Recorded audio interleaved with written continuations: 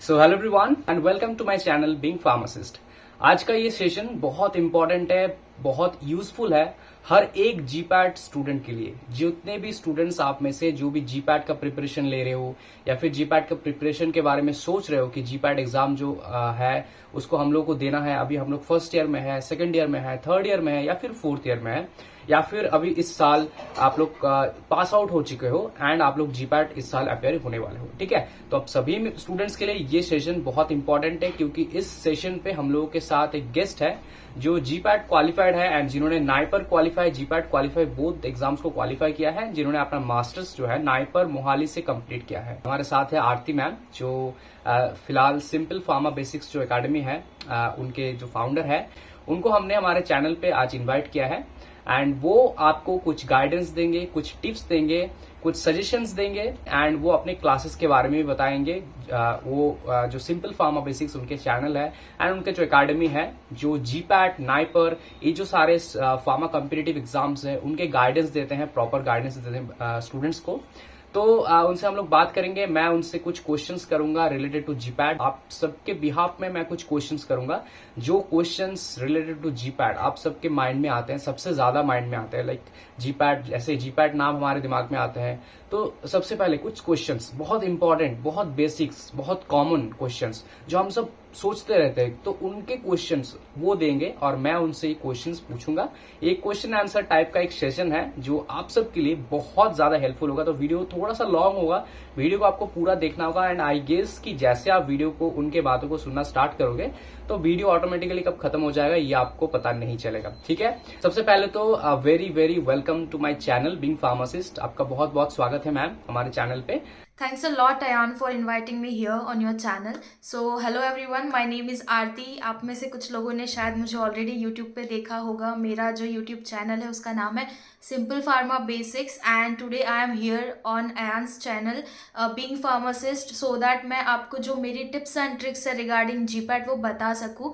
जिन्होंने ऑलरेडी मेरा जो चैनल है सिंपल फार्मा बेसिक्स उसको फॉलो किया है तो उनको पता है कि मैं जो है जीपैट के रिलेटेड, जीपैट प्रिपरेशन स्ट्रैटेजी के ऊपर जो है वीडियोस डालती रहती हूँ। सो जो लोग मुझे नहीं जानते मैं उनको बता दूँ कि मेरा जो मास्टर्स है वो मैंने नाइपर मोहाली से किया था और मेरा जो बैचलर्स है वो वाधवानी कॉलेज ऑफ फार्मेसी से किया था। एंड जब मैं फाइनल ईयर में थी तब मैंने जीपैट 2020 के लिए अप्लाई के लिए मैं अपियर हुई थी and in GPAT 2020 my all India rank was 153 and मेरा स्कोर जो है वो 232 था। And after that I went to NIPER Mohali and NIPER Mohali से मेरा मास्टर्स कंप्लीट हुआ है 2022 में। So some of you may have this question कि मैम आपको तो बहुत दिन हो गए जीपैट क्वालिफाई किए हुए, नियर अबाउट 3 साल हो गए, तो आप कैसे हमको गाइड कर सकते हो, आपको लेटेस्ट चीज़ें कैसी पता होगी।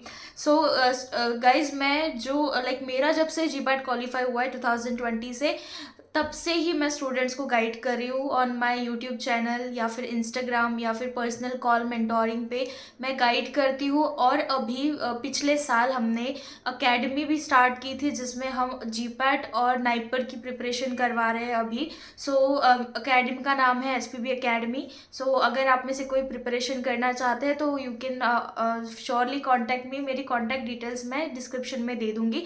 So without further delay let's move towards the questions. Okay, so now let's start the question answer session. मैं कुछ क्वेश्चंस वन बाय वन यहाँ पे करूंगा एंड मैम आपको वो क्वेश्चंस के आंसर करेंगे। तो पहला क्वेश्चन जो मैं करने वाला हूँ वो है कि what are the most important things that students must do to start their GPAT preparation. Like कौन कौन से ऐसे चीजें हैं जो स्टूडेंट्स को फर्स्ट उनको सोचना चाहिए कि ये सारे जो चीजें हैं ये मोस्ट इंपॉर्टेंट थिंग्स है। एक्चुअली हम लोग अगर जीपैट का प्रिपरेशन अभी लेंगे या फिर सोच रहे लेने के लिए, तो कौन कौन से ऐसे चीजें हैं जो हम लोग को पहले सोचना है कि लाइक कौन कौन से कोर्सेज को हम लोग करें या फिर प्रिपरेशन कैसे ले या फिर कुछ भी लाइक रूटीन कैसे बनाए, ये सारे चीजें हैं। सोच रहा हूं मैं अगर एज अ स्टूडेंट कि मैम मुझे अभी जीपैट की एग्जाम मुझे अभी इस साल देना है या फिर इस साल को 25 को 26 को देना है, तो कौन कौन से ऐसी चीजों है जो पहला हम लोगों को पहले हम माइंड में आना चाहिए कि इन सारे चीजों को हम लोग को फोकस करना चाहिए। रूटीन हो एक प्रॉपर या फिर एक प्रॉपर कोचिंग हो या फिर प्रॉपर क्लासेस, नोट्स जो भी है, इनके बारे में आपका क्या सजेशन है, आप प्लीज शेयर कीजिए। So first of all if I want to talk about this कि लाइक कि क्या क्या इम्पोर्टेंट चीज़ें हैं। पहले ऐसा होता था ना कि जो स्टूडेंट थर्ड ईयर में जाते थे या फिर फाइनल ईयर में जाते थे, तब जाके उनको पता चलता था जीपैट के बारे में। बट जब से लाइक हम लोग ज़्यादा ऑनलाइन आने लग गए हैं, ज़्यादा यूट्यूब वीडियोस देखने लग गए ना, तब से फर्स्ट ईयर स्टूडेंट्स को भी पता होता है जीपैट के बारे में। कई बार मुझे क्वेश्चंस आते हैं, जो फर्स्ट सेम का स्टूडेंट है वो भी मैसेज करता है कि मैम जीपैट के लिए कैसे प्रिपरेशन करें।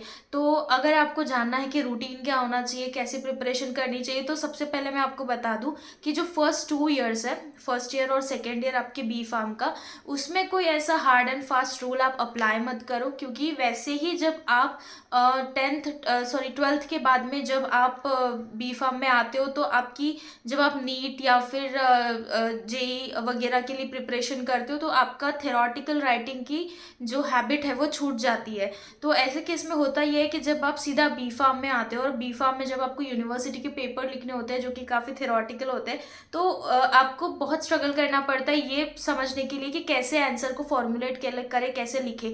तो मैं ये कहूँगी कि एटलीस्ट स्टार्टिंग के 2 साल जो है वो ज़्यादा से ज़्यादा आपको सेमिस्टर पे फोकस करना चाहिए कि कैसे हम पेपर लिखें, क्योंकि आपका सीजीपीए भी मैटर करता है। ओके, आप अपना जो है 6 सेम के बाद से, मतलब थर्ड ईयर आधा और उसके बाद में फाइनल ईयर पूरा जो है, आप जीपैट को एकदम डेडिकेटेडली ले सकते हो। और हो सकता है कि जब आप जीपैट को इतना डेडिकेटेडली लो, तो आपका जो सीजीपीए है, जो आपका पॉइंटर है सेमेस्टर का, वो थोड़ा कम आ जाए। लेकिन फॉर्चुनेटली बात यह है कि जब आप फाइनल ईयर पास आउट करते हो, तो आपका जो सीजीपीए वो पूरा 4 साल का काउंट होता है। तो अगर फर्स्ट 2 ईयर्स आपने बहुत मेहनत करके अपना सीजीपीए बिल्डअप कर लिया है, तो बाद में आपको जो है वो थोड़ा उसकी हेल्प हो जाती है। अगेन द थिंग इज कि सेमिस्टर की अच्छे से पढ़ाई करने के पीछे एक रीज़न ये है, अगर आपको लाइक इनिशिएट करना चाहते हो जीपैट की पढ़ाई स्टार्टिंग से ही, अगर आपके दिमाग में है कि मुझे बी फार्म के बाद मास्टर्स करना है और मास्टर्स मुझे जीपैट के थ्रू ही करना है, अगर ये आपने पहले से ठाना हुआ है, तो आप एक काम कर सकते हो कि अपने बेसिक्स पे आप ध्यान दे सकते हो। फॉर एग्जाम्पल जैसे फार्माकोलॉजी, अभी हम आगे सब्जेक्ट्स के बारे में बात करेंगे, बट एक मैं आपको एग्जाम्पल के लिए बता रही हूँ कि जो फार्माकोलॉजी सब्जेक्ट है, जो आपको 4th सेमिस्टर ऑनवर्ड्स पढ़ने को मिलता है, लेकिन उसका जो बेसिक है दैट इज़ की एनाटॉमी एंड पैथोफिजियोलॉजी। तो ये जो 2 सब्जेक्ट है, ये आपको फर्स्ट एंड सेकेंड ईयर में ही पढ़ने मिलते हैं। तो अगर आप ये क्लियर कर लेते हो, तो आपको बाकी सब्जेक्ट पढ़ने में काफ़ी ज़्यादा हेल्प होती है। सिमिलरली जैसे केमिस्ट्री है, केमिस्ट्री के जो बेसिक कंसेप्ट है ना, लाइक कि टाइप्स ऑफ फंक्शनल ग्रुप हो गए, टाइप्स ऑफ बॉन्ड है, हाइब्रिडाइजेशन है, then effects, mesomeric electromeric effects है, then what is electronegativity, what is ये सब जो चीज़ें हैं, ये आपको स्टार्टिंग के बेसिक्स में पढ़ने मिलते हैं। और ये जो बेसिक कंसेप्ट है, ये आपको एडवांस ऑर्गेनिक केमिस्ट्री में काम आएगा जब आप अरोमेटिसिटी वगैरह पढ़ोगे तब। उसके अलावा आपको ये जो है जब आप फार्मास्यूटिकल एनालिसिस पढ़ोगे, स्पेशली स्पेक्ट्रोस्कोपी, उसके बाद में टाइट्रेशन, क्रोमेटोग्राफी पढ़ोगे, मेडिसिनल केमिस्ट्री पढ़ोगे, तो ये जो केमिस्ट्री के बेसिक्स है ना, ये बहुत ज़्यादा यूजफुल होते हैं। सो अगर आप ऐसे कोई स्टूडेंट हो जो कि अभी फर्स्ट या सेकेंड ईयर में है और सोच रहे हैं कि हम कैसे अभी से स्टार्ट कर सके, एक माइंडसेट अपना कैसे बना के रखें, तो आप ये सोच सकते हो। ठीक है, बाकी अगर आप अभी फर्स्ट ईयर में हो, तो ये तो टाइम आपका एक्सप्लोर करने का है कि क्या चीज़ें आपको अच्छी लगती है। एम फार्म के अलावा भी बाकी है, जैसे MBA है और भी बाकी सारे कोर्सेस है। तो आपको पहले फाइंड आउट करना पड़ेगा कि आपके लिए क्या अच्छा है। ज़रूरी नहीं है कि सब लोग जीपैट कर रहे हैं या सब लोग एम फार्म कर रहे हैं तो आपने भी करना चाहिए। आपको जो सूटेबल लगता है वो आपको फाइंड आउट करने के लिए अपना एटलीस्ट फर्स्ट ईयर तो यूज़ करना ही चाहिए। ओके, फिर जब आप 4th सेमिस्टर में जाते हो, तो 4th सेमिस्टर से आप जो है थोड़ा थोड़ा सीरियसली, बिकॉज जो मेजर सब्जेक्ट्स है, लाइक फार्माकोलॉजी है, मेडिकेम भी है, तो ये जो सब्जेक्ट है ये आपके 4th सेम से स्टार्ट हो जाते हैं। तो तब जाके आप ज़्यादा सीरियस हो सकते हो। ओके, सो अगर मुझे रूटीन की बात करना है, तो फर्स्ट और सेकेंड ईयर के स्टूडेंट्स के लिए मैं कोई रूटीन बताना नहीं चाहूँगी, क्योंकि ऑलरेडी जब आप फाइनल ईयर में या फिर 6 सेम से अगर पढ़ना स्टार्ट करते हो ना जीपैट के लिए, तो जीपैट ऐसा नहीं है कि आपने 1-2 महीना पढ़ा हो गया। बहुत से स्टूडेंट हैं जो 1 साल 2 साल प्रिपेयर करते हैं, और अगर आपको 1 साल 2 साल तक के टिक के रहना है, पढ़ना है अच्छे से, तो आप पहले से मत स्टार्ट कर दो फर्स्ट ईयर से। उसमें क्या होगा कि आप अननेसेसरीली पूरा ड्रेन हो जाओगे फाइनल ईयर आने तक।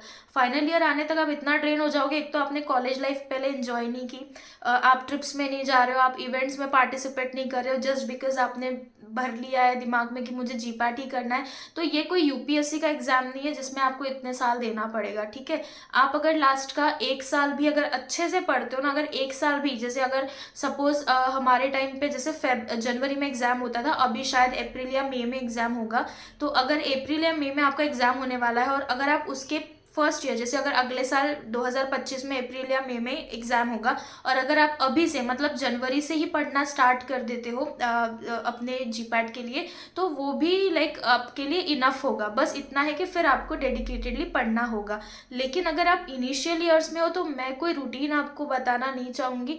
आप अपना जो है कॉलेज लाइफ एंजॉय करो, काफ़ी अच्छे से फेस्टिवल्स एंजॉय करो, लेकिन जब पढ़ने का टाइम आएगा, जब फाइनल ईयर आएगा, थर्ड ईयर का लास्ट आएगा, तब आपको सीरियस होना पड़ेगा। Okay, so my next question is ma'am कि how to balance the semesters and GPAT preparation. GPAT preparation भी हम लोग करेंगे, और हमारा सेमेस्टर एग्जाम भी है, किसी का 5th, किसी का 6th, किसी का 8th, किसी का 1st 2nd, जो भी हो, लेकिन इन दोनों के बिटवीन बैलेंस नहीं कर पाते हम लोग एज ए स्टूडेंट। तो कैसे बैलेंस करें, ये बहुत इंपॉर्टेंट क्वेश्चन है। आई होप सभी स्टूडेंट्स का यही सबसे पहले माइंड में आते हैं कि बैलेंस नहीं हो पा रहा। हम लोग ये ट्राई करते हैं बट ये कम हो जाता है, ये करने जा रहे हैं तो वो कम हो रहा है, वहां पे सीजीपीए लो हो रहा है, तो यहाँ पे जीपैट प्रिपरेशन लो हो रहा है। तो इसके बारे में आप क्या कहना चाहते हो? Then like this is the most asked question, जो हम बोलते हैं ना फ्रिक्वेंटली आस्क्ड क्वेश्चन, ये है कि सेमेस्टर और जीपैट को कैसे मैनेज करें।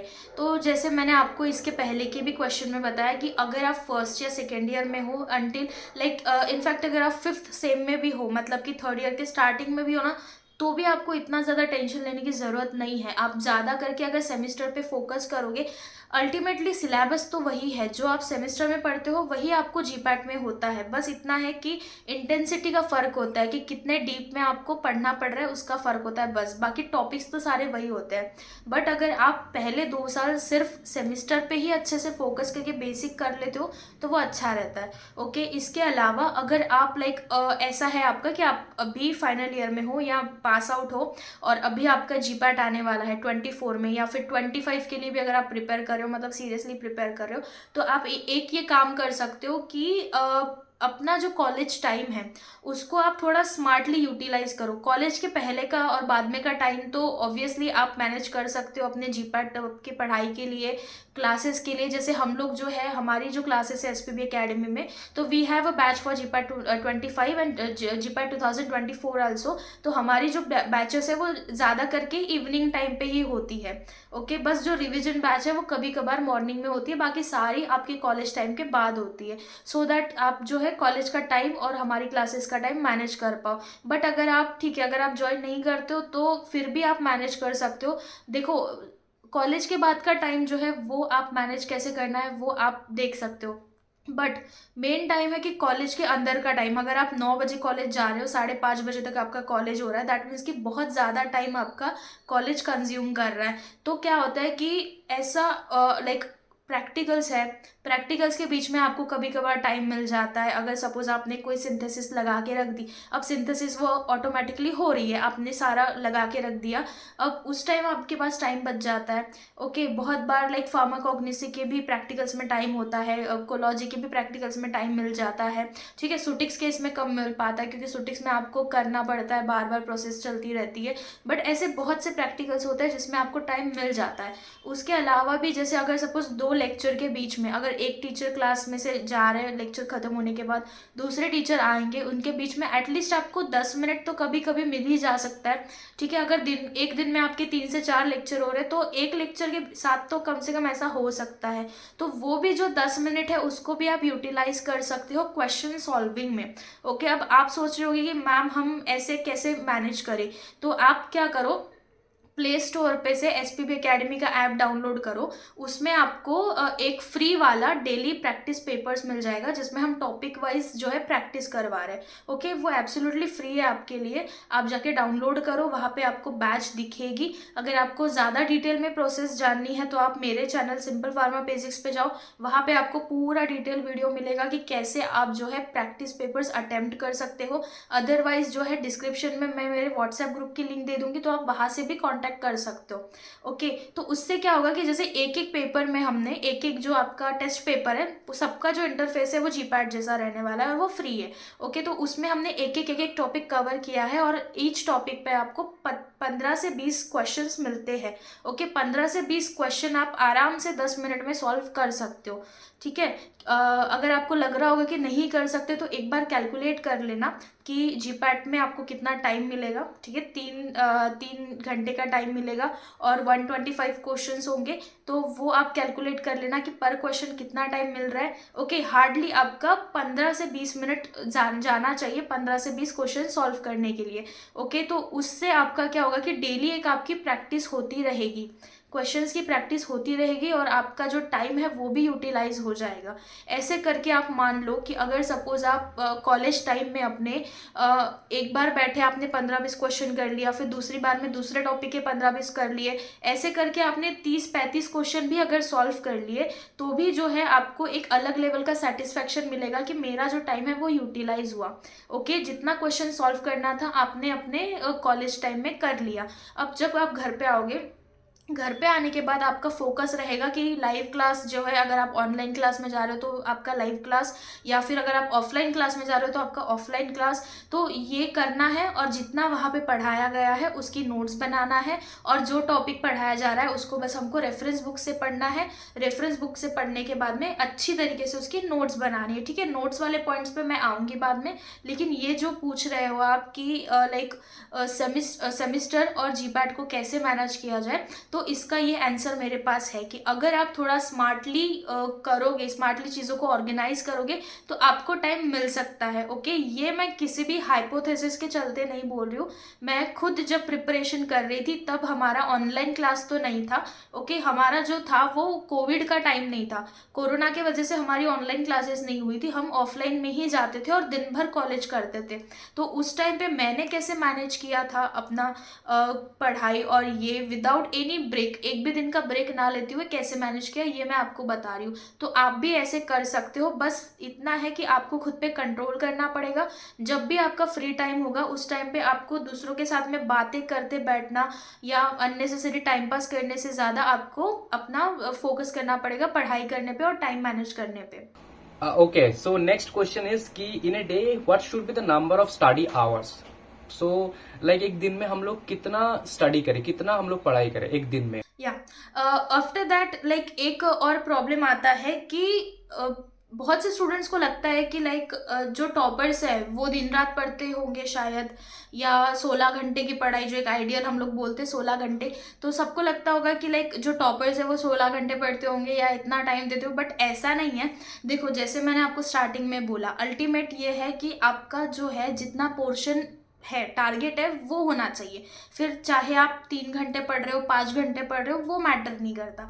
ओके, तो जैसे अगर आपने डिसाइड कर लिया कि अभी मैं एक अज्यूम करती हूँ कि आप जो है अभी फाइनल ईयर में हो या पास आउट हो और आप जीपैट 2024 के लिए अपीयर करने वाले हो, ये मैं अज्यूम करती हूँ। ठीक है, तो इस टाइम पे जो है आपने ऑलरेडी कीमोथेरेपी या जो भी आपका पूरा सिलेबस है वो पढ़ रखा है। अगर आप डिसाइड करते हो कि आज मुझे कीमोथेरेपी पूरा रिवाइज करना है, तो आज रिवीजन होने तक आपको सोना नहीं है। ठीक है, या दूसरा काम नहीं करना है। तो वो रिवीजन करते वक्त किसी को 4 घंटे भी लग सकते हैं, किसी को 6 घंटे भी लग सकते हैं, है ना। अब जैसे पर्टिकुलर मैं अपनी बात करूँ तो मैं स्लो लर्नर हूँ। ठीक है, तो मुझे टाइम लगता था, लेकिन मेरा ऐसा है कि मैं अगर एक बार रिवाइज कर लूँ तो मुझे बार बार रिवीजन करने की ज़रूरत नहीं पड़ती थी। जहाँ बाकी स्टूडेंट्स को कम से कम 4 से 5 बार रिवाइज करना पड़ता था, वहाँ पे मैं 2 से 3 बार ही रिवाइज कर पाती थी क्योंकि मुझे टाइम ज़्यादा लगता था। तो ये आप डिसाइड करो कि आप कौन से कैटेगरी में फिट बैठते हो। अगर लाइक आपको लगता है कि आप टाइम ज़्यादा कंज्यूम कर रहे हो रिवीजन करने में, तो उसको थोड़ा सा उस पर काम करके उसको कम करो, और ज़्यादा से ज़्यादा आप ट्राई करो कि आप टारगेट सेट करके करो, ना कि इतना कि आज मुझे 10 घंटे करना है, आज मुझे 5 घंटे करना है, ऐसा नहीं है। बस टारगेट आपका सेट होना चाहिए कि ये टॉपिक हो जाए तो फिर ठीक है।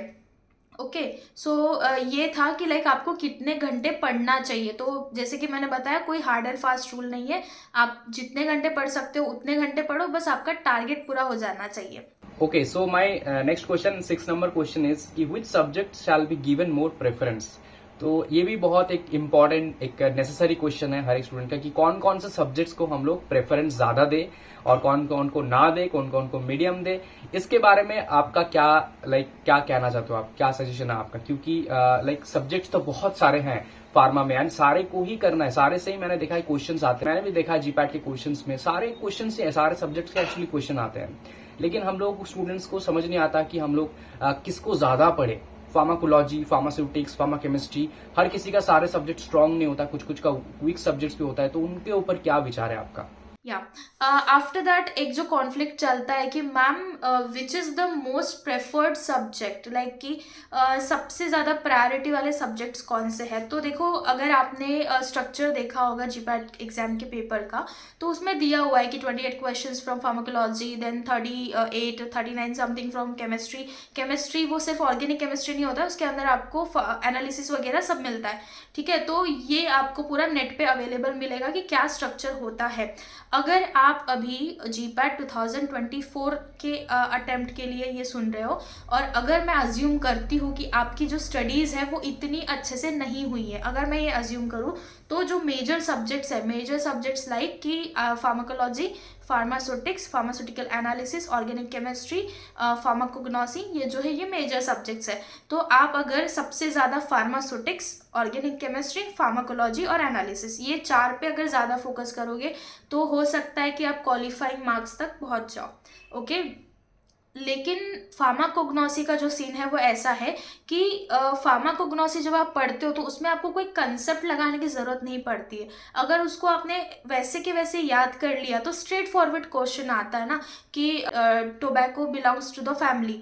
ओके, ये स्ट्रेट फॉरवर्ड क्वेश्चन आता है कि ये जो लीव्स है इसमें कौन से टाइप का स्टोमेटा है, ठीक है। ये सिंपल क्वेश्चंस आते हैं फार्माकोग्नोसी में। अदरवाइज अगर आप जो है ये देखते हो कि जैसे फार्माकोलॉजी है, फार्माकोलॉजी में अगर ऐसे क्वेश्चन आ जाता है कि सपोज कोई एक विमेन है जो कि डायबिटिक है, उनको हाइपरटेंशन की भी बीमारी है और वो प्रेग्नेंट भी है, तो उस केस में आप उनको कौन सी मेडिसिन प्रिस्क्राइब, मतलब हम तो प्रिस्क्राइब नहीं करते, बट कौन सी मेडिसिन उनको लेनी चाहिए, ठीक है। ऐसे जब क्वेश्चन आते तो यहाँ आपको दिमाग लगाना पड़ता है, यहाँ आपको सोचना पड़ता है।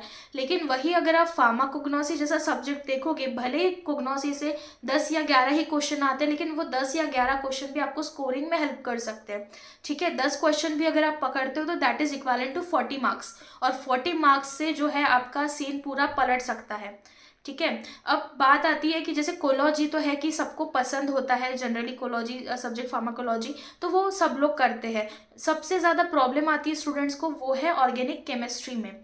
ओके, ऑर्गेनिक केमिस्ट्री में भी अगर मैं प्रिसाइजली बात करूँ तो जो रिएक्शन वाला पार्ट है, जहाँ रिएक्शंस याद करनी होती है, वहाँ स्टूडेंट्स को ज़्यादा प्रॉब्लम आती है। और ऑन द अदर हैंड कि जहाँ पे थेरोटिकल है, जैसे अब स्टीरियो केमिस्ट्री है जिसमें स्टीरियो आइसोमर्स, डाइस्टीरियो आइसोमर्स, ये सब की जो डेफिनेशन है ये है, या फिर कुछ लाइक कि हाइब्रिडाइजेशन वगैरह, जहाँ कंसेप्चुअल है वहाँ ज़्यादा प्रॉब्लम नहीं आती। लेकिन जहाँ पे भी रिएक्शन की बात आती है वहाँ ज़्यादा प्रॉब्लम आती है।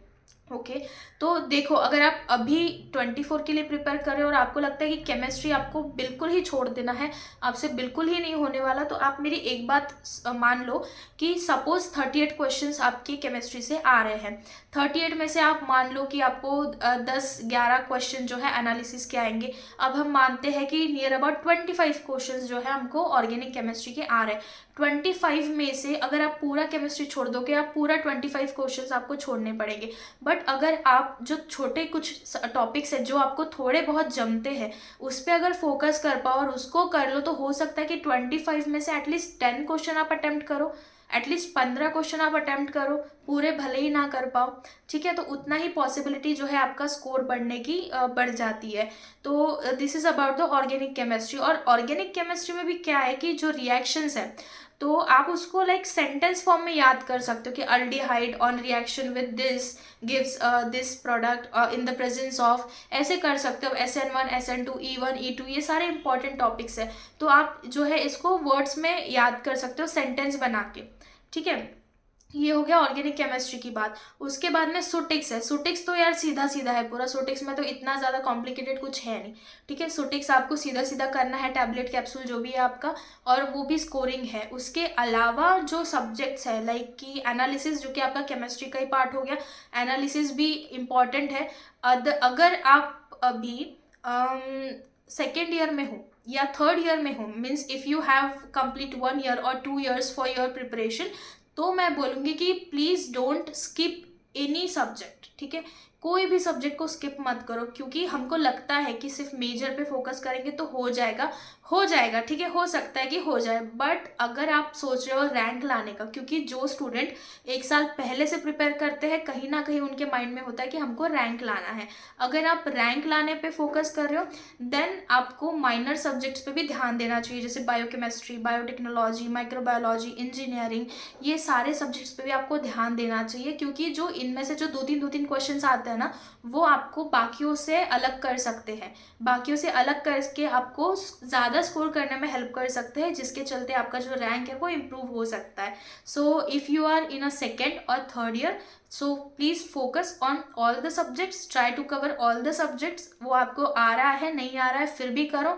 और अगर आप अभी GPAT 24 के लिए कर रहे हो, बिकॉज 24 में आई थिंक 3 महीने बाकी होंगे अभी, तो आप ये कर सकते हो कि जो सब्जेक्ट में आप अच्छे हो उनको पहले और स्ट्रॉन्ग करो, रादर देन जो एक इनसिक्योरिटी आ जाती है कि ये सब्जेक्ट मुझे नहीं आता है, इसमें मेरे मार्क्स चले जाएंगे तो मैं इस सब्जेक्ट को करूँ, वो सब्जेक्ट करने के चक्कर में आप बाकी के सारा रह जाएगा। तो ये ब्लंडर मत करना। ट्राई टू कवर जो भी आपका सब्जेक्ट अच्छा है ना, उसको कवर करने की ज़्यादा कोशिश करो। और फिर अगर टाइम मिलता है तो जो सब्जेक्ट बिल्कुल भी अच्छा नहीं है ना, उसको थोड़ा थोड़ा जो पोर्शन, ऐसा है कि एक जो सब्जेक्ट है उसमें बहुत सारे टॉपिक होते हैं, अगर उस सब्जेक्ट में से अगर कुछ तो टॉपिक ऐसे होंगे जो आपके बस के हैं या आपको समझ आते हैं, तो आप उस पर फोकस करो, रादर देन कि वो कम्प्लीटली छोड़ना। उससे अच्छा कुछ तो टॉपिक करके रखना चाहिए। तो ये है मेरा सजेशन इस क्वेश्चन पे कि कौन से सब्जेक्ट इंपॉर्टेंट है और उस पर आपका टेक कैसे होना चाहिए। Okay, so now my next question is कि what pattern of study to be followed. हम लोग अगर स्टडी कर रहे हैं तो कौन से पैटर्न को हम लोग फॉलो करें, लाइक कैसे करें, कैसे स्टार्ट करें हमारे प्रिपरेशन को, कैसे स्टडी को मेंटेन करें एंड फिनिश कैसे करें। ये पूरा जो प्रोसेस है, लाइक पैटर्न, एक जैसे हम लोग एग्जाम का पैटर्न होता है, सिमिलरली स्टडी के क्या पैटर्न को हम लोग फॉलो करें, ये भी स्टूडेंट्स के माइंड में आते हैं। तो इसके बारे में भी आप क्या कहना चाहते हो? या आफ्टर दैट एक जो चीज़ है कि ये जो है कि आपका स्टडी पैटर्न क्या होना चाहिए, this is the part of your preparation strategy, कि आपकी स्ट्रैटेजी क्या होना चाहिए। तो मेरा ये मानना है कि सबसे पहले तो ये है कि आपको बेसिक्स अगर क्लियर है तो आपका बहुत सॉर्टेड है। अगर बेसिक्स क्लियर नहीं है तो ये आपको कहीं ना कहीं ज़रूर ले डूबेगा, क्योंकि GPAT में जो क्वेश्चंस आते हैं ना, वो बहुत बार 2 सब्जेक्ट का मिक्सचर होता है। ओके, तो मतलब जैसे डिजिटालिस हो गया, डिजिटालिस सुनते से ही हमको क्या याद आता है, एक तो फार्माकोग्नोसी याद आता है, या फिर अगर मैकेनिज्म देखेंगे तो उसका कोलॉजी याद आता है। अब उसमें पूछ लेंगे कि डिजिटालिस के जो रिंग है या जो उसका स्ट्रक्चर है, उसमें से अगर CH3 हटा के ये दूसरा ग्रुप लगा दिए तो क्या होगा, क्या बन गया, मेडिकेम बन गया, with the hint of chemistry. तो ऐसे बहुत बार क्वेश्चंस आते हैं जो कि इंटरलिंक होते हैं। तो इसके लिए ज़रूरी क्या है कि आपके जो बेसिक्स है वो क्लियर हो। Okay, so pattern of study में पहले यही बताऊंगी कि अगर आप इनिशियल डेज में हो प्रिपरेशन के, तो please focus more on your basics. Okay, उसके बाद में जो चीज़ आती है कि मेरा ये मानना है कि जब आप इनिशियल स्टेज में हो तब आपकी रीडिंग बहुत ज़्यादा होती है, ठीक है। रीडिंग, न्यू कंसेप्ट पढ़ना, न्यू कंसेप्ट समझना, ये बहुत ज़्यादा होता है। फिर जैसे जैसे आप जो है आगे बढ़ते हो तो आप धीरे धीरे धीरे धीरे क्वेश्चन प्रैक्टिस करना शुरू करते हो। फिर जैसे जैसे आप जो है अपने एग्जाम के तरफ जाते हो तो न्यू सब्जेक्ट पढ़ना आपका कम हो जाता है, रिवीजन आपकी बढ़ जाती है, पुराने टॉपिक जो आपने पढ़े हैं उसकी रिवीजन बढ़ जाती है, और साथ में सबसे ज़्यादा जो है आपकी प्रैक्टिस बढ़ जाती है। ठीक है, प्रैक्टिस मतलब आपकी टेस्ट सॉल्विंग। अगर आप प्रैक्टिस करना चाहते हो और अगर आपको एक अच्छी मॉक टेस्ट चाहिए तो एसपीबी एकेडमी के ऐप पे आपको 15 मॉक टेस्ट का एक कोर्स मिल जाएगा, जिसमें जो पूरा पैटर्न है वो आपका जीपैट जैसा पैटर्न रहेगा, इंटरफेस जीपैट जैसा है, और each and every question has its explanation. तो विथ एक्सप्लेनेशन 15 मॉक टेस्ट आपको मिल जाएगी। तो आपको एसपीबी एकेडमी का ऐप लिंक डिस्क्रिप्शन में मैं दे दूंगी इधर, तो आप डाउनलोड कर सकते हो।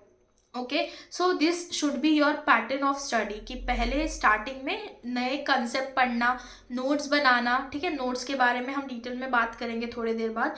नोट्स बनाना, नोट्स के फिर बाद में कुछ लाइक मेमोरी मैप्स होते हैं शॉर्ट फॉर्म में बना के पढ़ना, उसके बाद रेफरेंस बुक्स पढ़ना, फिर आपके पास अगर कोई मटेरियल है तो वो पढ़ना, न्यू न्यू टॉपिक्स को देखना, प्रीवियस ईयर क्वेश्चन पेपर्स को देखना कि जब तक आप प्रीवियस ईयर पेपर नहीं देखोगे ना, जब तक आपको हिस्ट्री पता नहीं होगी ना, आप नहीं पता कर पाओगे कि अभी क्या होगा। ठीक है, हिस्ट्री बहुत इंपॉर्टेंट है, चाहे वो किसी एग्जाम की हो या किसी कंट्री की हो, हिस्ट्री बहुत ज़्यादा इंपॉर्टेंट है। तो पहले आप हिस्ट्री देखो कि कैसे कैसे क्वेश्चन कौन से टॉपिक से आए हैं, एक टॉपिक से कितने क्वेश्चन आ रहे हैं, so that you will get to know कि कौन सा टॉपिक कितना इंपॉर्टेंट है और इसको कौन से तरीके से पढ़ना चाहिए। ओके, तब जाके आप उसकी नोट्स प्रॉपरली बना पाओगे।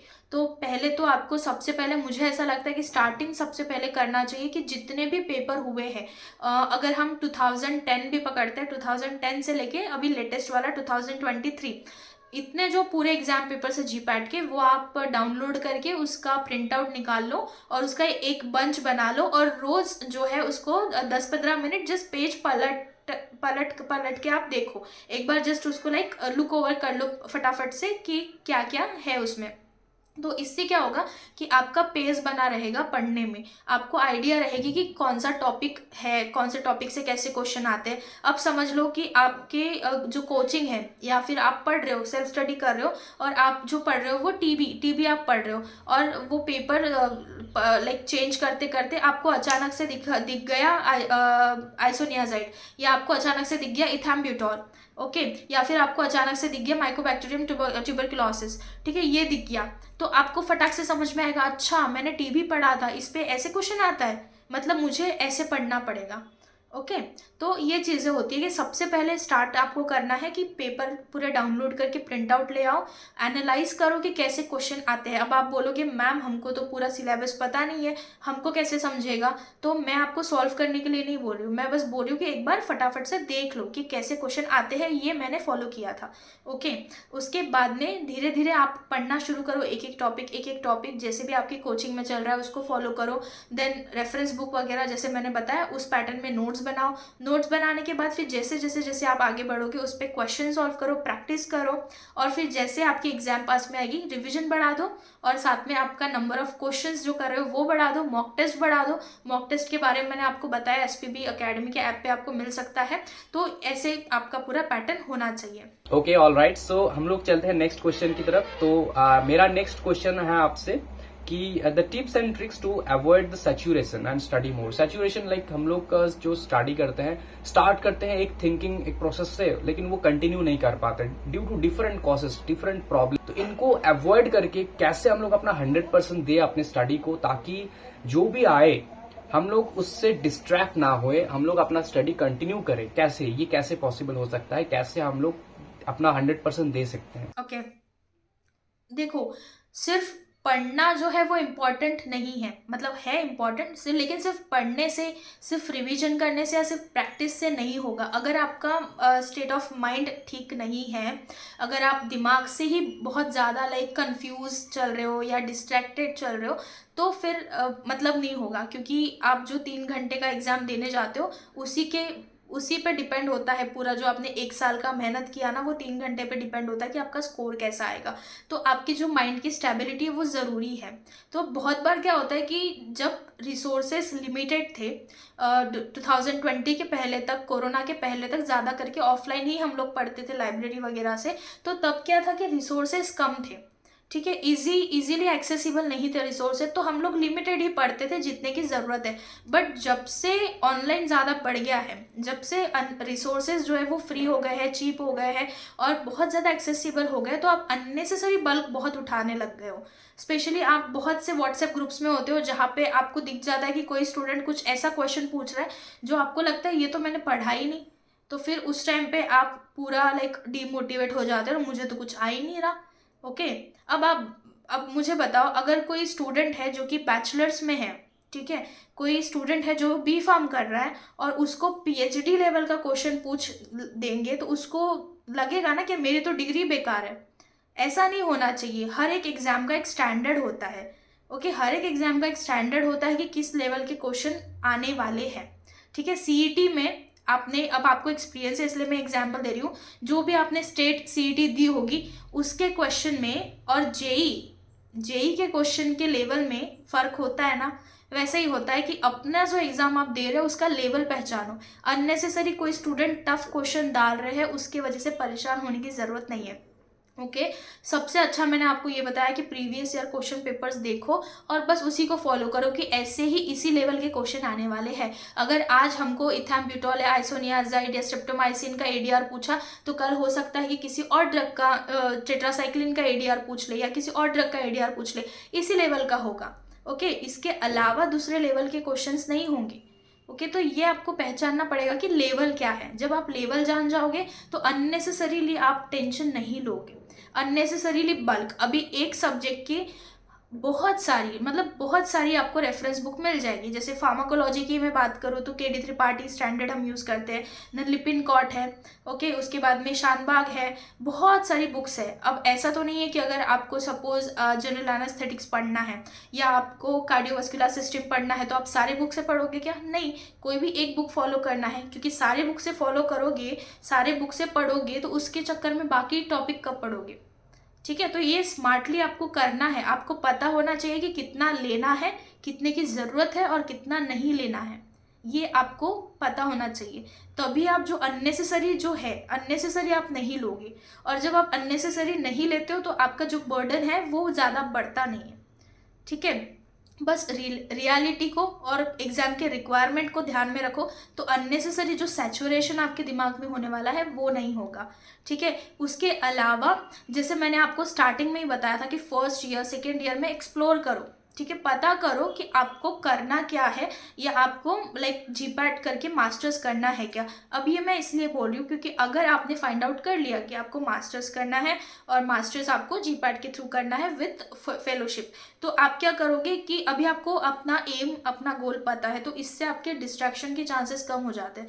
क्योंकि अगर आपके पास पता है कि एम यही है कि जीपैट अगर दी तो ही मैं अच्छे से मास्टर्स कर पाऊंगा या कर पाऊंगी, तो आप ज़्यादा फोकस रहोगे। तो अगर आपका लाइक हाउ क्लियर है ना, लाइक अगर आपका वाई क्लियर है तो आपका हाउ क्लियर हो जाता है। तो इस तरीके से आप डिस्ट्रैक्शन और सैचुरेशन को कम कर सकते हो। और अननेसेसरी बाकी की जो अफवाहें हैं, बाकी की जो बातें हैं, या फिर अगर आपका फ्रेंड सर्कल या ग्रुप ऐसा है कि आपको पढ़ने से रोकता है तो मत करो वो।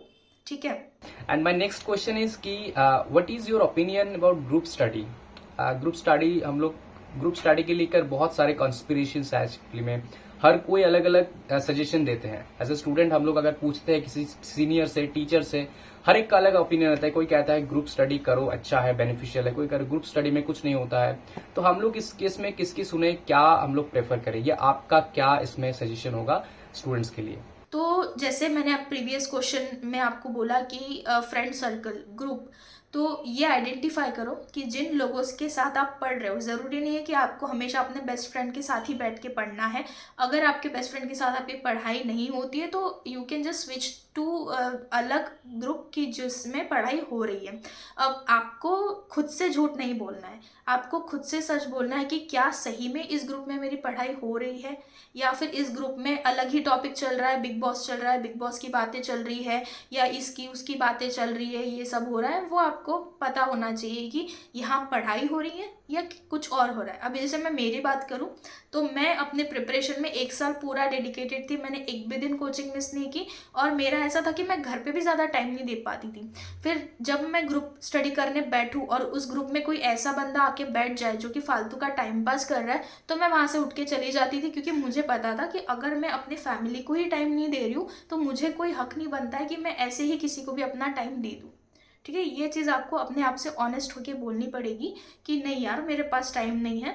और अगर ग्रुप स्टडी से आपको बेनिफिट नहीं हो रहा है, देखो ग्रुप स्टडी बहुत अच्छी चीज़ है, स्पेशली वो चीज़ें याद करने के लिए जो याद नहीं होती, जैसे क्लासिफिकेशन है, नेम रिएक्शंस है, आप कुछ तो भी फन वे में उसको याद रख सकते हो। लेकिन अगर वो ग्रुप स्टडी के नाम पे सिर्फ टाइम पास हो रहा है तो इट्स बेटर टू लीव। ऐसे कोई ज़रूरी नहीं है। जब मैं स्टार्टिंग में मैं ग्रुप स्टडी करती थी, लेकिन ग्रुप स्टडी में मेरा प्रॉब्लम ये हो गया था कि हर कोई अलग अलग जगह से पढ़ने लग गया था। ठीक है, कोई कहीं से कुछ कुछ उठा के लाता था, और जब ग्रुप स्टडी में आके वो लोग वो चीज़ बोलते थे ना, तो मुझे अननेसेसरी टेंशन होता था कि यार मैंने तो ये पढ़ा ही नहीं। तो फिर मैंने ग्रुप स्टडी छोड़ दी, क्योंकि मुझे पता था कि एग्ज़ाम का पैटर्न क्या है, एग्ज़ाम में क्वेश्चंस कैसे आते हैं, और मुझे पता था कि मैं जिस ट्रैक पे चल रही हूँ वो राइट है।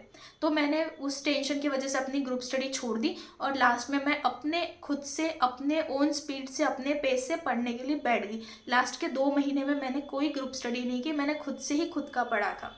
ठीक है, तो ये है बात ग्रुप स्टडी की। अगर आपको बेनिफिट हो रहा है, और ज़्यादा बड़ा ग्रुप मत बनाओ, फालतू में चिल्लम चिल्ली होती है, कोई मतलब नहीं है उसमें।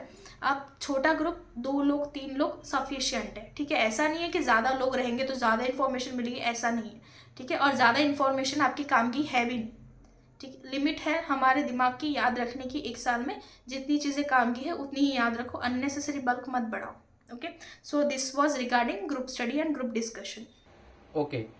So my another next question is कि importance of notes making and flow charts, mnemonics, etc. इनके ऊपर आपका क्या कहना है? Like जो हम लोग notes बनाते हैं, या फिर जो mnemonics बनाते हैं, या फिर जो flow charts बनाते हैं, tables बनाते हैं, इतना ये importance रखता है एक एग्जाम के प्रिपरेशन के लिए। Like it's not only GPAT exam, for NIPAR, for any pharma or any competitive exam, ये सारे चीजें आपको कितना हेल्प ये किया था, एंड ये स्टूडेंट्स को कितना % तक हेल्प कर सकता है? So now coming finally to the most awaited topic, that is की नोट्स कैसे बनाना है, इसके ऊपर मेरा सेपरेट पूरा आधे घंटे का वीडियो है on my YouTube channel simple pharma basics. उस पर जाके आप ये पूरा वीडियो देख सकते हो, बट फिर भी शॉर्ट में मैं बताती हूँ कि इम्पॉर्टेंट क्यों है नोट्स।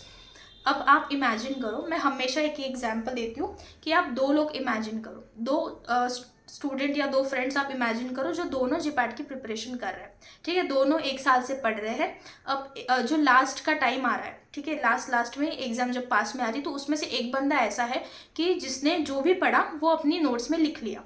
मतलब उसने जितने भी सोर्सेस यूज़ किए हैं, चाहे वो क्लास नोट्स हो, या फिर चाहे वो रेफरेंस बुक हो, चाहे वो किसी क्वेश्चन से जो एक्सप्लेनेशन में मिला हुआ ज्ञान हो, उसने सारा अपने बुक में लिख लिया। ठीक है, हर चीज़ उसने एक जगह कर ली। और वही दूसरा स्टूडेंट है जिसने रेफरेंस बुक वगैरह जो पढ़ा वो एक जगह नहीं किया, उसने रेफरेंस बुक से अंडरलाइन करके रख दिया, और उसके बाद में जो दूसरा बुक पढ़ा, पियर्सन, पीयूष, इनामदार, जो भी बुक पढ़ा उसमें उसने अंडरलाइन करके रख लिया, और सोचा कि बाद में इसको रिवाइज करूँगा।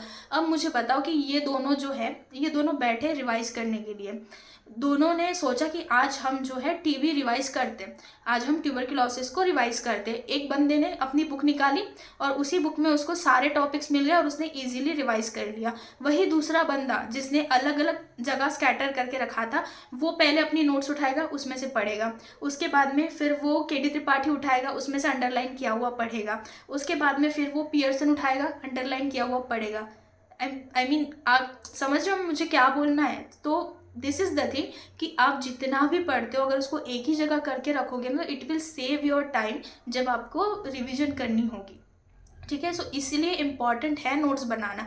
बहुत बार जो बुकिश लैंग्वेज है वो समझ नहीं आती है, तो इट्स बेटर कि आप एक बार कंसेप्ट को समझ लो, एक बार कंसेप्ट को समझ के अपनी ओन लैंग्वेज, आप हिंदी, मराठी, इंग्लिश, जो भी आपकी लैंग्वेज होगी उसमें ही चाहे वो कंसेप्ट लिख लो, फ्लो चार्ट में बना के लिख लो, चाहे डायग्राम्स बना के लिख लो, शॉर्ट फॉर्म्स में लिख लो, निमोनिक्स में लिख लो। ठीक है, और जब नेक्स्ट टाइम पढ़ोगे तो आपने अपने लैंग्वेज में वहाँ लिखा है, तो अब आपको फिर से क्लास की रिकॉर्डिंग ओके, या फिर से वो वीडियो जाके देखने की ज़रूरत नहीं पड़ेगी।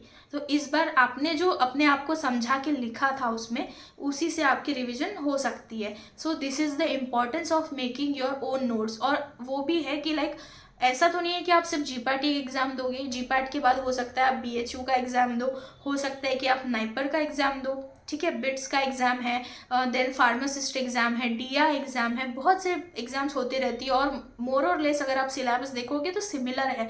तो जो भी आप नोट्स अभी बना रहे हो अपनी खुद की लैंग्वेज में, तो वो नोट्स आपको बाद में इन एग्ज़ाम्स में भी काम आएगी। सो इट्स बेटर कि आप अभी से अपनी नोट्स बना के रखो, सो दैट आपको बाद में जो है वो प्रॉब्लम नहीं होगा। Okay, so now the next question which is a very big question, and ये क्वेश्चंस है उन स्टूडेंट्स के लिए जो थोड़ा सा सोचते हैं कि if not GPAT qualified then what will we suggest to students. अगर GPAT qualify by any chance, हम लोग तो हमारा 100% देंगे, नहीं हुआ तो क्या दूसरा ऑप्शन है, क्या दूसरे चीजों के बारे में हम लोग को सोचना चाहिए, क्या सेकंड ऑप्शन हम लोग को कुछ रखना चाहिए भी या फिर नहीं रखना चाहिए। ये क्वेश्चन का बहुत ज्यादा अभी लाइक डिमांड होगा, क्योंकि हर एक का जीपैट क्वालिफाई होता भी नहीं है, सब लोग कुछ कोशिश करते हैं कुछ नहीं करते हैं। तो इनके ऊपर आपका क्या कहना है, क्या हम लोग को सेकंड ऑप्शन सेकंड ओपिनियन अपना रखना चाहिए या फिर बस जीपैट को ही फोकस करें। So this is like the second last question कि what should be your plan B. मतलब कि अगर जीपैट में नहीं होता है, first of all honestly speaking मैंने प्लान बी नहीं रखा था। मुझे पता था, मुझे पर्सनली पढ़ने का बहुत शौक है, तो मुझे पता था कि अगर मुझे आगे पढ़ना है, मुझे मास्टर्स करना है, तो मेरे लिए जीपैट क्वालिफाई करना बहुत ज़रूरी है। तभी तो गेट वगैरह का या बाकी जो जैसे सीयूईटी एग्जाम्स वगैरह, इनका इतना नॉलेज भी नहीं था मुझे बस एक एग्ज़ाम पता थी और वो जीपैट है। एंड आई एम थैंकफुल कि मुझे बस एक एग्ज़ाम पता थी, इसलिए मेरा जो ध्यान है वो बाकी जगह पे भटकता नहीं रहा। मेरा ध्यान सिर्फ एक ही जगह पे था, वो है जीपैट पे। तो मैं ये बोलूँगी कि अगर आपको पता है ना कि आपको मास्टर्स करना ही है, ओके, मास्टर्स करना है, जीपैट के थ्रू करोगे तो आपको स्कॉलरशिप भी मिलेगी, पर मंथ स्कॉलरशिप मिलेगी, तो आपको फीस भरने में आसानी होगी। जब आपको पता ही है तो आप प्लान बी का अभी से क्यों सोच के रख रहे हो, है ना। अभी से मत सोचो प्लान बी के बारे में कि यार ऐसा नहीं हुआ तो फिर मैं ऐसा कर लूँगा। तो फिर वो क्या होता है कि जो प्लान बी है ना, वो कब आपका प्लान ए बन जाएगा वो आपको पता भी नहीं चलेगा। आप कंफर्टेबल हो जाओगे कि कोई बात नहीं, ये नहीं हुआ तो ये तो है ही मेरे पास, है ना। तो I am like literally suggesting you कि प्लान बी मत रखो। ज़्यादा से ज़्यादा क्या होगा, अगर जीपैट क्वालिफाई नहीं हुआ तो कोई होता है कि रिपीट कर लेता है, या फिर कोई होता है कि दूसरे एग्जाम से कर लेता है। एक बार अगर आपकी जीपैट की पढ़ाई अच्छी होगी तो बाकी एग्जाम आप आराम से निकाल सकते हो। सो मेन फोकस सबसे पहला प्लान बी रखो ही मत, एक ही एम रखो कि जीपैट करना है। अगर करना है तो करना है, ठीक है, अगर मास्टर्स करना है तो जीपैट करना है, ये एक एम रखो, पूरे फोकस से उसी पे फोकस करो। और अगर नहीं होता है बाद में तो फिर बाकी एग्जाम्स के बारे में सोचो, ओके। फिर बाकी जगह सोचो कि इसके अलावा अब मैं कहाँ जा सकता हूँ, क्या कर सकता हूँ, ठीक है। तो ये आपके लिए ज़्यादा बेनिफिशियल रहेगा रैदर दैन कि आप पहले से 2-3 प्लान बना के चलो, ऐसा मत करो। ओके, सो या this was my suggestion regarding आपका प्लान बी या जो भी है कि और क्या कर सकते हैं। इसके अलावा आप लोगों को भी आजकल काफ़ी ज़्यादा पता है कि जीपैट के अलावा क्या क्या एग्ज़ाम होती है। जैसे बीएचयू का एग्ज़ाम है, देन बिट्स का है, देन आपका सीयूईटी वगैरह, ये सारे एग्ज़ाम्स है, ओके। तो अगर नहीं होता इधर तो आप उधर देख सकते हो, बट वो बात की बात है। सबसे पहले तो जीपैट पे ही फोकस करो अगर आपको करने का आपने फिक्स किया है तो।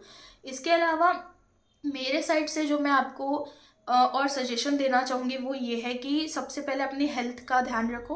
क्योंकि अगर हेल्थ ठीक नहीं है, अगर आप उठ ही नहीं पा रहे हो, पढ़ ही नहीं पा रहे हो, तो बाकी सब वेस्ट है, ठीक है। और जब भी आप डिसाइड कर लो कि अब मुझे पढ़ना है तो उसी एनर्जी में रहो।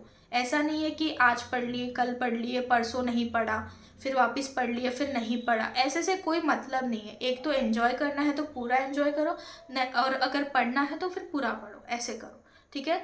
तो जो भी है डेडिकेशन चाहिए, हार्डवर्क चाहिए, उसके बिना नहीं होता। विदाउट सेक्रीफाइस कुछ नहीं हो पाता। जब भी आपको डिमोटिवेटेड फील हो तो किसी अपने मेंटोर से बात करो, किसी ऐसे से, जैसे अभी जो हमारे पास स्टूडेंट्स हैं जिनको मैं जीपैट 24 और 25 के लिए मेंटोरिंग कर रही हूँ, तो उनको जब भी प्रॉब्लम होता है वो कॉल कर लेते हैं। अगर कोई स्टूडेंट रात के 12 बजे भी डिमोटिवेटेड फील करता है तो रात के 12 बजे विदाउट एनी हेजिटेशन वो लोग कॉल करते हैं। वो लोग अपनी पर्सनल प्रॉब्लम्स को भी शेयर करते हैं, क्योंकि मेरा ये मानना है कि अगर आपकी पर्सनल लाइफ में कुछ प्रॉब्लम है तो आप पढ़ाई पे फोकस नहीं कर पाओगे। सो हमारा ये एम होता है एसपीबी एकेडमी में कि हम स्टूडेंट के पर्सनल भी अगर कोई प्रॉब्लम है तो उसमें भी उनको हेल्प करने की कोशिश करें, ठीक है। तो ये सारी बातें हैं। आपको भी अपने लिए कोई मेंटोर देखना चाहिए कि जो आपको, जब आप डिमोटिवेट हो जाए, जब आपको समझ नहीं आए कि क्या करना है, जैसे मेरे भी स्टूडेंट्स हैं, उनको नहीं समझ आता तो फिर हम उनको टाइम टेबल बना के देते हैं। तो ऐसा है कि आप पता करो कि कौन आपको सही गाइडेंस दे सकता है। वो आपके सीनियर हो सकते हैं जिन्होंने ऑलरेडी क्वालिफाई किया है, या वो आपके कोई टीचर हो सकते हैं, उनसे आप कांटेक्ट करो, ठीक है। बट अगर डिमोटिवेट होते हो तो छोड़ मत दो यार, पढ़ाई करते रहो, कंटिन्यूसली करते रहो, ठीक है। रैंक आपका ज़रूर आएगा, क्वालिफाई आप ज़रूर कर लोगे। इसके अलावा यही है कि जो लोग हैं जो आपको डिस्ट्रैक्ट कर रहे हैं पढ़ने से, उनसे दूर रहो। ये सारी चीज़ें हैं जो कि अदर देन स्टडीज़ है, बट ये बहुत इनडायरेक्टली ही सही लेकिन बहुत इफेक्ट करती है। तो ये सारी चीज़ों पे ध्यान रखो, ओके। और जब भी आपको लगे कि आपकी जो कंसिस्टेंसी है वो ब्रेक हो रही है, तो जस्ट रिमेंबर कि आपने स्टार्ट क्यों किया था, और वो लिख लो कहीं पे। जब भी आपको लगता है कि आपको अब गिव अप करना है, तो बस 2 सिनारियो आपको याद करना है। पहला सीन ये कि आपने क्वालिफाई नहीं किया, आपको करना था, आपने नहीं किया। जैसे आपको नीट जेई करनी थी लेकिन आप नहीं कर पाए, और यहीं पे आपको जीपैट करनी थी लेकिन आप नहीं कर पाए, और फिर आप अपने आप को कैसे फेस करोगे, ठीक है। आपको ये भी दिखेगा कि आपके जो सारे फ्रेंड्स हैं वो जीपैट कर लिया, उन्होंने नाइपर कर लिया, नाइपर चले गए, अच्छे से पढ़ रहे हैं, अच्छे पैकेज उनको लग रहा है, तो कहीं ना कहीं खुद को एक डिमोटिवेशन आता है। बाकियों का तो छोड़ो, खुद को आता है, ठीक है। और दूसरी भी बात ये है कि आपको फिर से फेलियर फील होने लग जाएगा, ओके। तो ये एक सीन सोचो। और दूसरा एक सीन सोचो कि आपने क्वालिफाई कर लिया, तो फिर आपके पास एक टैग हो गया कि you are a GPAT qualified person. उसके बाद में आप बाकी एग्जाम्स में भी अच्छे से कर रहे हो, you are qualified to attempt NIPER exam, ठीक है। ये सारी चीज़ें हैं। तो ये 2 सिनारियो हमेशा सोच के रखना चाहिए जब भी गिव अप करने का मन हो, कि अगर मैं क्वालिफाई करूँ तो क्या होगा, ना करूँ तो क्या होगा, ठीक है। ये है आपकी, जब आप प्रिपरेशन कर रहे हो, मैं तब की बात कर रही हूँ, ओके। तो या this were all things that I wanted to tell you guys. I hope कि आपकी पढ़ाई आप अच्छे से करो, and all the best for your preparation. Alright, so बहुत अच्छा लगा मुझे, बहुत एक wonderful session it was actually. मुझे भी बहुत अच्छा गाइडेंस एक मिला मैम से, एंड आप सबको भी आई होप बहुत अच्छा लगा, बहुत हेल्पफुल लगा, बहुत एक सजेस्टिव लगा गाइडेंस को मैम के। एंड यहाँ पे मैं सजेस्ट करूँ कि जैसे कि मैम ने कहा, मैम गाइडेंस देते हैं जीपैट नाइपर स्टूडेंट्स के लिए, फार्मेसी स्टूडेंट्स के लिए जो कम्पिटिटिव एग्जाम्स होते हैं, एंड उनके क्लासेस को आप ज्वाइन कर सकते हो। उनके जो जीपैट प्रिपरेशन के लिए जो गाइडेंस मेंटरिंग वो करते हैं, आप उनके क्लासेस को, आप उनके ऐप को डाउनलोड कर सकते हो। एंड जैसे कि उन्होंने कहा, आप उनसे कांटेक्ट भी कर सकते हो फॉर एनी इन्फॉर्मेशन, आप उनको चैनल को भी विजिट कर सकते हो। Yeah, so thanks a lot for this opportunity, Ayan, and hope this student will find this video very useful. And if you have any kind of doubt, you can just comment down below, and I'll be very happy to answer all of your question. Thanks a lot for listening me for such a long time, and yeah, all the best for your preparation. So this was an wonderful session actually. मेरा एक particularly ये first ऐसे type का session होगा। हम लोग आगे try करेंगे और ऐसे सक्सेसफुल सेशंस के लिए, एंड आप सब जुड़े रहिए हमारे साथ। Thank you so much. इस वीडियो को लाइक कर देना, कमेंट कर देना, मेरे चैनल बीइंग फार्मासिस्ट को प्लीज सब्सक्राइब कर देना। Thank you so much.